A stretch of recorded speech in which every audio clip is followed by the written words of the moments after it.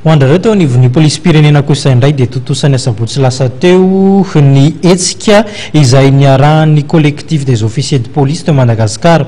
Hetsika iray natao hitadiavam-bola izy ity hanoanana ireo zanaky ny polisy maty am-perinasa, eo ihany koa ny fanakolokoloana sy ny fitandrona ny fihavanan'ny samy polisy tsy ho rava.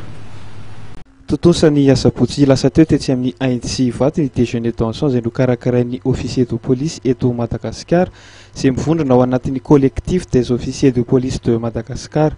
Izao no natao dia entina hanampiana voalohany indrindra ireo zanaka polisy maty am-perinasa izay beazina ny ambatolampy ary ny hanamafisana ny firaisan-kinan'ireo officier rehetra eo anivon'ny polisy-pirenena.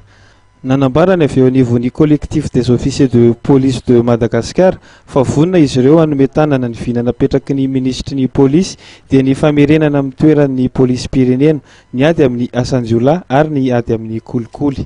Eo anivon'ny fianakaviam-ben'ny polisy-pirenena zany dia koro anankiray misongadina ao anatin'ny fianakaviam-ben'ny polisy-pirenena ny korony officier de police izay mitondra anarana hoe collectif des officiers de police eto Madagascar. Ka ao anatin'izao hetsika natao zao dia hetsika natao hitadiavam-bola hanampianareo zanaka polisy maty am-perinasa izay nambatolampy. Eo ihany koa ny fanamafisana ny firaisan-kina izay eo anivon'ny polisy officier de police rehetrarehetra manerana ny nosy. Ka vao nanampikisana ireo zany ny promotion safidy izay misy roa amby telopolo mianadahy zareo. Tonga nanome voninahitra ity lanonana ity ny contrôleur général de police Radimso Blaise Richard, ministry ny filaminam-bahoaka sy ireo vahiny manakaja izay nasaina nanatrika ity lanonana ity. Efa mahatratra efajato kosa nisan'ireo officier de police miasa sy miparitaka manerana ny nosy ankehitriny ary manatanteraka izany asa masin'izy ireo izany.